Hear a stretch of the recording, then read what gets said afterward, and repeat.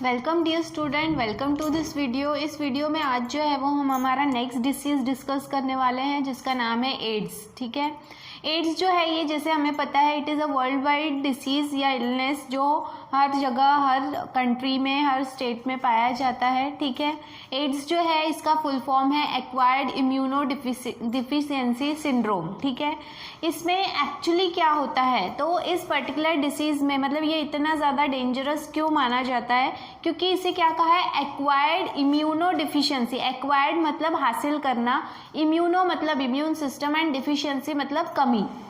तो जो भी ये वायरस है इसकी वजह से हमारा इम्यून सिस्टम में जो है वो डिफिशियंसी कमी आ जाती है और उसकी वजह से जो है एक सिंड्रोम मतलब एक डिसऑर्डर जो है वो क्रिएट हो जाता है हमारे बॉडी में। ये जो भी वायरस है इसका सबसे डेंजरस चीज़ ये है कि ये डायरेक्टली जो है वो हमारे इम्यून सिस्टम को अटैक करता है। ठीक है ना, यहाँ पे जो है ये इसीलिए इसे क्या कहा गया है फेटल इलनेस। फेटल इलनेस मतलब जो जानलेवा है। ठीक है, और ये किसकी वजह से कॉज होता है तो ये वायरस की वजह से कॉज होता है। रेट्रो वायरस है जिसमें सिंगल स्ट्रैंडेड एसएस मतलब सिंगल स्ट्रैंडेड आरएनए जो है वो as a genetic material present होता है और उस वायरस का नाम है ह्यूमन इम्यूनो डिफिशियंसी वायरस। ठीक है, जिसे हम शॉर्ट में HIV वायरस भी कहते हैं। ठीक है ना, यहाँ पे ये जो भी डिसीज़ है ये क्या करता है तो ये हमारे बॉडी के इम्यून सिस्टम को वीक कर देता है। It weakens the immune system of the body. ठीक है, और जो भी पर्सन है फिर उसकी बॉडी जो है इट रिमेन्स वल्नरेबल। वल्नरेबल मतलब वो जो है वो अब इट इज़ ओपन, वो अब बॉडी जो है वो खुली है अलग अलग प्रकार के डिसीजेस के लिए। तो इम्यून सिस्टम जो है वो इतना ज़्यादा जो है वो वीक हो जाता है जिसकी वजह से क्या होता है कि जो भी पेशेंट है उसके बॉडी में अलग अलग प्रकार के डिसीजेस जो हैं वो हो सकते हैं, क्योंकि इम्यून सिस्टम जो है वो इतना वीक हो गया कि वो साधारण रोगों से भी लड़ नहीं पाता है। जैसे कि अपॉर्चुनिस्टिक इन्फेक्शन, किसी भी प्रकार का इन्फेक्शन जो है वो हो सकता है। अपॉर्चुनिस्टिक मतलब मौका परस्त, जैसे ही मौका मिला वैसे ही वो आपके बॉडी पे अटैक करेगा। ठीक है, then neurological disorder and unusual malignancies मतलब आपके बॉडी में जो है वो न्यूरोलॉजिकल आपके ब्रेन से जुड़ी हुई डिसऑर्डर हो सकती है या फिर कोई भी अनयूजुअल मैलिग्नेंसी मतलब जो भी क्या कहेंगे हम उसको कि किसी भी प्रकार का अनयूजुअल जो है वो आपका बॉडी डिसऑर्डर आपके बॉडी में जो है वो क्रिएट हो सकता है। ठीक है, क्यों? क्योंकि आपका इम्यून सिस्टम जो है it is not capable to fight any type of infection or disease which is creating in your body। आपके बॉडी के अंदर जो तैयार हो रहा है उस डिसीज से लड़ने की क्षमता नहीं रह जाती। देन यहाँ पे ये जो है it is also called as modern pandemic. Modern period में जो है पेंडेमिक का मतलब है, आपने देखा होगा कोरोना वायरस को भी पेंडेमिक कहा है। तो पेंडेमिक का मतलब होता है जो वर्ल्ड वाइड हर जगह जो फैला हुआ है, ज़्यादा मात्रा में जो फैलता है उसे पेंडेमिक कहते हैं। और एंडेमिक मतलब होता है जो एक लिमिटेड एरिया तक ही फैला हुआ होता है। ठीक है, तो ये पेंडेमिक डिसीज़ है affecting both industrialised and developing countries मतलब चाहे वो डेवलप हो चुकी हुई कंट्री है मतलब पूरी तरह से स्ट्रॉन्ग कंट्री जैसे कि अमेरिका है, और डेवलपिंग कंट्री जैसे कि इंडिया है, चाहे वो कोई भी कंट्री हो, हर कंट्री में आपको इस तरह के पेशेंट मतलब इस डिसीज़ के पेशेंट पाए जाएंगे।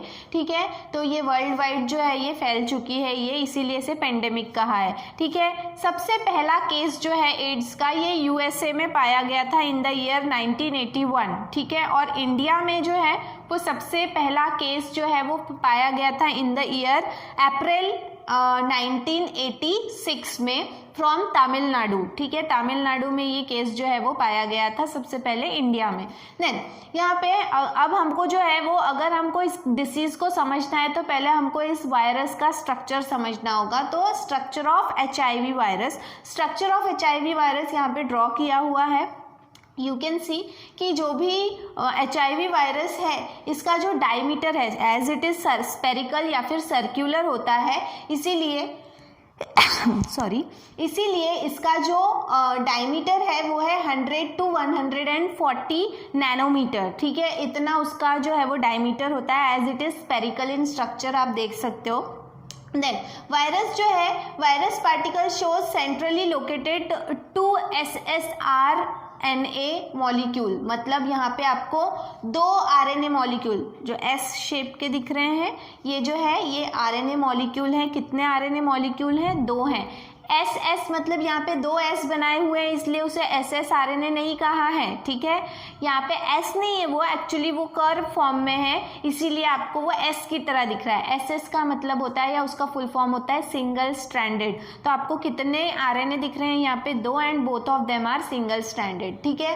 तो यहाँ पे 2 सिंगल स्ट्रैंडेड RNA मॉलिक्यूल होते हैं, ठीक है। अलॉन्ग विथ, अब देखो यहाँ पे आपको ये छोटे छोटे सर्कल दिख रहे हैं, they are nothing but they are the reverse transcriptase enzyme, ठीक है। वो रिवर्स ट्रांसक्रिप्टेज एंजाइम है। ट्रांसक्रिप्शन में हमने जो है वो पढ़ा था कि रिवर्स ट्रांसक्रिप्शन क्या होता है, इसके बारे में हम ऑलरेडी डिस्कस कर चुके हैं, ठीक है। And that is not a part to discuss now. Then अब इसके अलावा it is covered by 2 layer, इसके आजू बाजू जो है आपको 2 लेयर दिखाई देगी, ठीक है। Both of these layer are made up of protein, दोनों ही लेयर जो है वो प्रोटीन की बनी हुई है। अब 2 लेयर है, इसलिए one is outer and another one is inner. Outer जो है, जो बाहर वाली लेयर है, it is called as matrix protein, उसे क्या कहा गया है? मैट्रिक्स प्रोटीन कहा गया है। और जो अंदर की लेयर है, सबसे अंदर में जो है, जो इस RNA मॉलिक्यूल को कवर कर रहा है, that is called as capsid protein, ठीक है। तो यहाँ पे 2 प्रोटीन है, 2 लेयर है, एक बाहर की और एक अंदर की। जो बाहर की है उसे मैट्रिक्स प्रोटीन कहा गया है और जो सबसे अंदर की है उसे क्या कहा गया है? कैप्सिड प्रोटीन, ठीक है। इसके अलावा ये 2 लेयर के अलावा तीसरी लेयर भी होती है, it is the additional layer, ठीक है।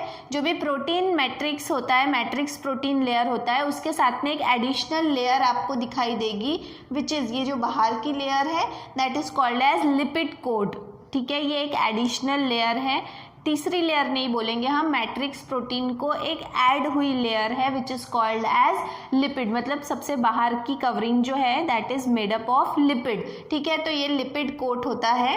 देन इसके बाद में impregnated with glycoprotein like GP120 and GP41, यहाँ पे देखो इसमें ये जो आपको ये दिख रहे हैं, ये जो सेंटर में आपको बीच बीच में दिख रहे हैं, all these are the glycoprotein, बीच बीच में है, ठीक है। तो वहाँ पे वो प्रिग्ड है, इसीलिए उसे क्या कहा गया है? इम्प्रिग्डेड। तो यहाँ पे बीच बीच में जो है वो आपको क्या दिख रहे हैं? Those are glycoproteins. एंड ये जो भी ग्लाइकोप्रोटीन है ये 2 चीज़ों से बना हुआ है। जो इसका हेड है, ठीक है, ये हेड जो है that is made up of GP120 और जो इसका टेल है या उसका बेस है that is made up of GP41, ठीक है। इससे ये बना हुआ है। देन इसके बाद में यहाँ पर जो भी वायरस है इसमें रेप्लिकेट होने की जो कैपेसिटी है, कहाँ पे जाके रेप्लिकेट होता है? तो हमने पढ़ा है कि lymphocytes are the chief cell of our immune system. तो ये हमारे इम्यून सिस्टम को अगर अटैक कर रहा है तो ये हमारे इम्यून सिस्टम के जो T4 लिम्फोसाइट्स होते हैं, T4 सेल्स होते हैं, इन T4 सेल्स में ही ये बहुत जल्दी जल्दी क्या करते हैं? मल्टीप्लाई करते हैं। और जब हमने हमारा इम्यून सिस्टम के बारे में पढ़ा था तो हमने देखा था कि सबसे पहले एक्टिव कौन होता है? T लिम्फोसाइट्स एक्टिव होते हैं और फिर बाद में B लिम्फोसाइट्स एक्टिव होते हैं। तो T4 लिम्फोसाइट्स जो है इनमें जाकर ये बहुत तेज़ी से मल्टीप्लाई होता है, ठीक है। और मल्टीप्लाई होने के बाद में it remains in latent stage या फिर लैटेंट स्टेट। लैटेंट का मतलब होता है थोड़ी देर वो शांत होता है हमारे बॉडी में, जो आपको समझ में ही नहीं आएगा कि आपके बॉडी में अटैक हुआ है इस वायरस का, क्योंकि आपकी बॉडी में जो है वो थोड़ा सा वो कुछ समय के लिए, लैटेंट मतलब होता है इनएक्टिव फेज, तो थोड़ी देर के लिए, थोड़े समय के लिए वो इनएक्टिव होता है। ये इनएक्टिव फेज ही इसका सबसे बड़ा USP है, सबसे बड़ी ताकत है, क्योंकि ये इनएक्टिव फेज जो है वो इतना लंबा होता है कि पर्सन को पता ही नहीं चलता और ये डिसीज एक से दूसरे को फैल सकता है। और प्लस जो है वो इतना ज़्यादा अपने आप को मल्टीप्लाई कर लेता है कि वो इतने स्ट्रांगली आपके बॉडी को पूरी तरह से कवर कर लेता है, आपके इम्यून सिस्टम को पूरा डैमेज कर देता है, जिसकी वजह से जो है वो आपका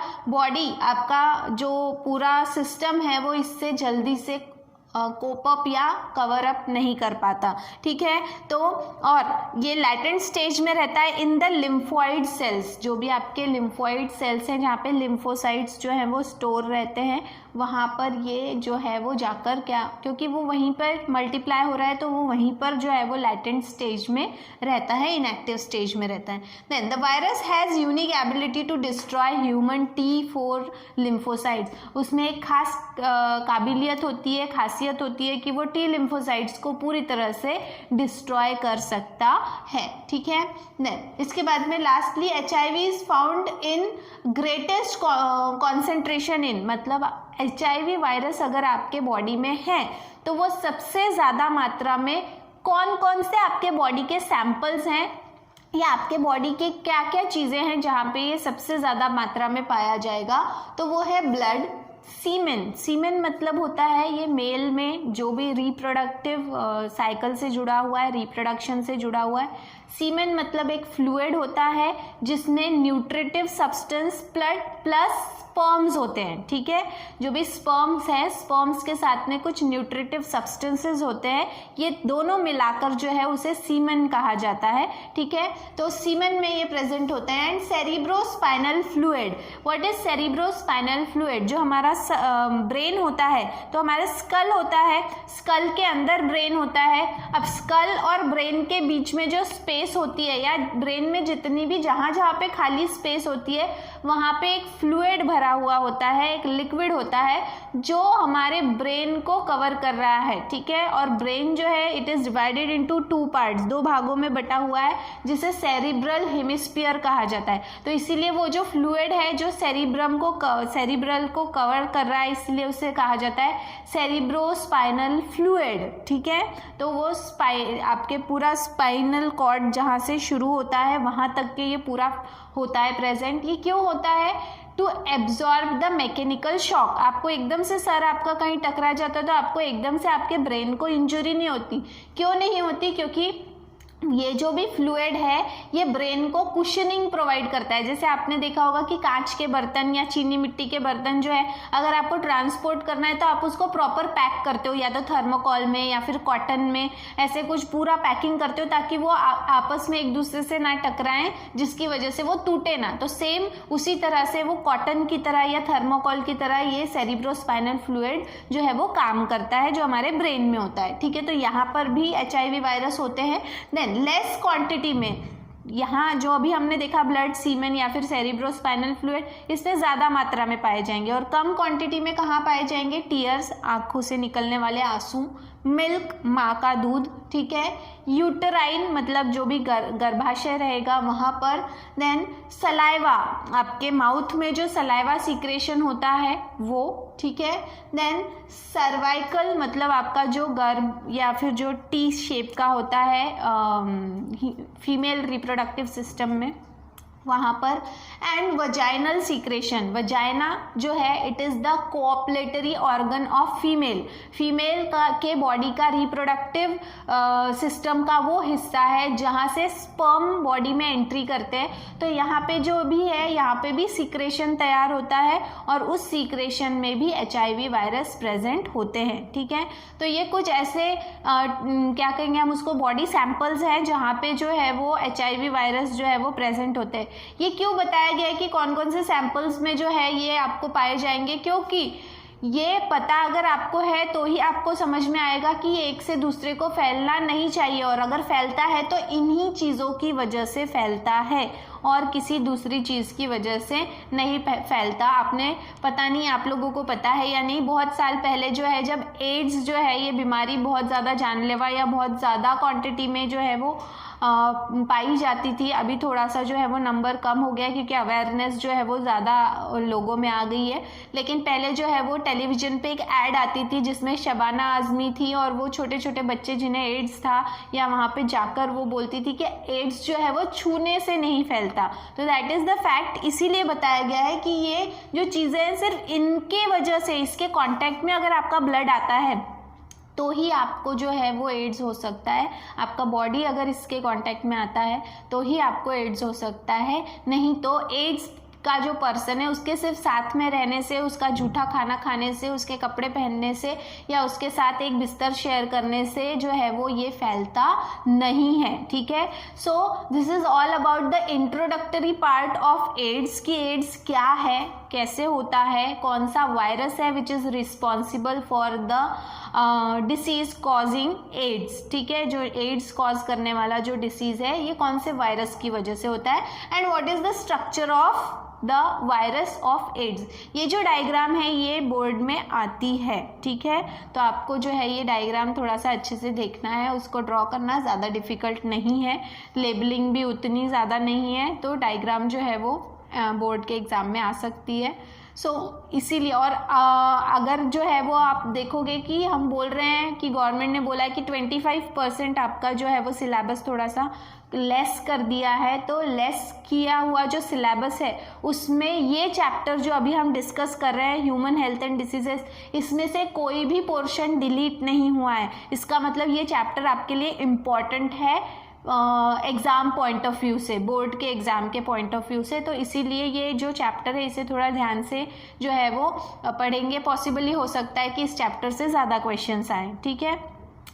वेटेज उतना ही रहने वाला है बट हो सकता है कि नंबर ऑफ क्वेश्चन ज़्यादा रहे, ठीक है। तो इसीलिए जो है ये आपका आज का जो टॉपिक था ये एड्स जो है ये बहुत ही जानलेवा बीमारी है और ये किस वजह से होती है, that is because of a virus called HIV, और HIV का ये डायग्राम है, उसका स्ट्रक्चर है, ठीक है। इसके बाद में जो है वो हम एड्स के बारे में और डिटेल में पढ़ने वाले हैं इन अवर नेक्स्ट वीडियो। तब तक के लिए थैंक यू।